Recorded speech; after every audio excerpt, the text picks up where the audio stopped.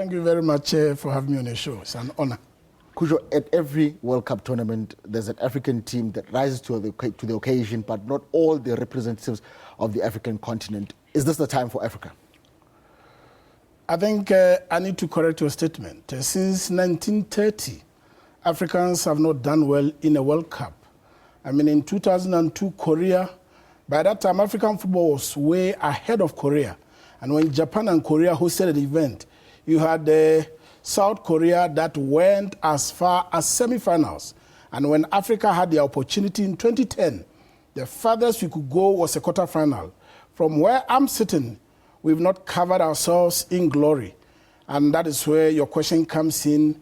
I'm tempted to say yes. I've got a feeling that maybe this could be an African time, by virtue of the fact that we are in hinterlands and forests in Brazil, and the conditions is not favorable to the European countries. So I can safely say it could be an African time. African teams could be a dark horse in making it to the last four or probably to the finals. We've got a team like Algeria. They go to the tournament as the #1 ranked team on the continent, but not much is known about Algeria. Could they surprise many? Looking that they have a fairly easy group. They've got a fairly easy group, and they've built a team together over a period of 4 years. Football is a process and not an event.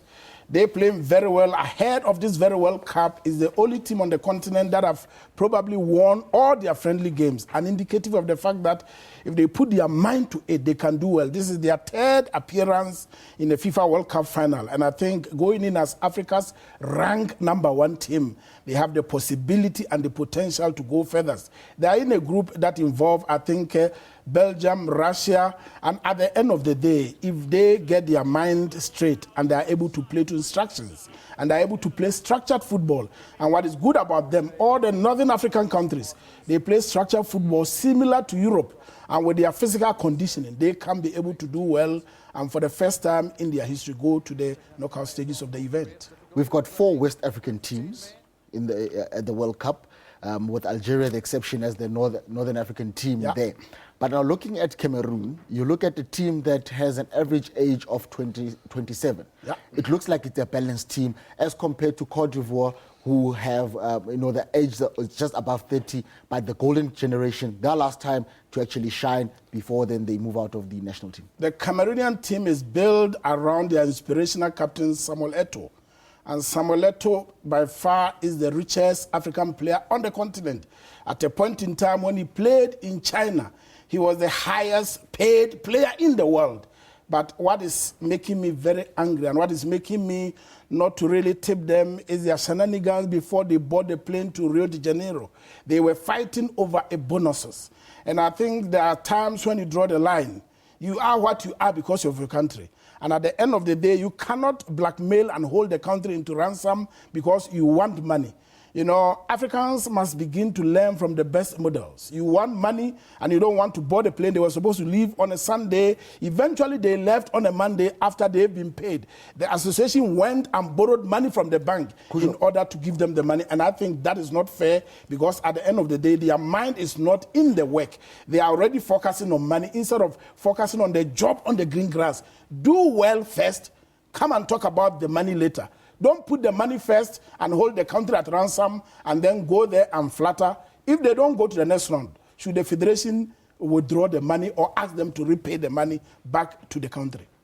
Now, moving on to quickly, Coudjoe, looking at Ivory Coast, they've got a good, look at the players that they've got, world-class players. They look as favorites to come out of the group top. Can they do it?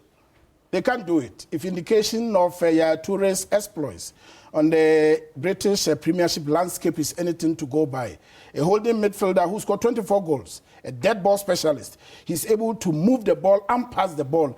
He's able to score goals himself. He's able to break opposition's move. Didier Drogba is at the twilight of his career. And Yaya Touré is on record as saying he needs to do something profound for his country in order to retire. And I think he who laughs at last, laughs the best. They flattered to deceive in their previous 2 World Cup appearances. And this time around, there's some semblance of coolness about them. There's a semblance of team spirit and unity. And I think if they can be able to let go of self and see themselves as working for the country and as a collective, Ivory Coast has the potential to make an impact in this World Cup and make all Africans proud, because I tell you, they've got a Serge Aurier who is being touted to move from France to Arsenal. And already Arsene Wenger have drawn a contract. They just want him to put pen to paper. They're giving him a lot of money. And you've got a guy like Gervinho who have done so well after moving from England into the Italian league. Again, you've got Didier Drogba who scored 12 goals in the Galatasaray league in Turkey, and he played in the Champions League and did well. And you've got Yaya Toure, whose team Manchester City have just won the BPL and is going to play in the Champions League. If you've got all these kind of players together, they are a galaxy of stars. As to whether coach Sabri Lamouchi can mold them into a winning combination is another I need to stop you on Ivory Coast, but we've got two other countries. We've got Ghana and Nigeria, two coaches from the continent. That should be an inspiration on its own. Quickly, Coudjoe, on those two countries. The fact that Ghana and Nigeria are being coached by their own native is a good signal for the team in Brazil, because if Nigeria lose, the coach is not going to detach himself and become a pound mercenary, take money and just go to Europe. If Nigeria lose, Stephen Keshi is going to feel the pain, the frustration, and the hurt by all Nigerians and the players. And that calls for him to put his best foot forward. The same applies to Kwesi Appiah. And I think at the end of the day, I've got no doubt in my mind that even though a number of people on the African continent do not have a belief that Ghana can go to the next round, I can confidently sit here and say Ghana can go to the next round. Ghana played England in Wembley, and England did not see what was coming for them. English scored, and at the end of the regulation time, it was 1-1. Jan got the ball from centre half, did his own thing, and ensured that he put the ball at the back of the net, and the English press said these are the team that the English people are supposed to be inviting and playing friendly, and indicative of the fact that they are doing well. They've scored 4-0 against South Korea with Jordan Ayew scoring a hat-trick, and that bodes well for Ghana, because Jordan Ayew might be the wild card that Ghana is going to throw in there and surprise the world. It was Dede Ayew's turn in 2010 here, and in Brazil 2014, you are going to see the last born of legendary Abedi Pele doing the continent and Africa very proud.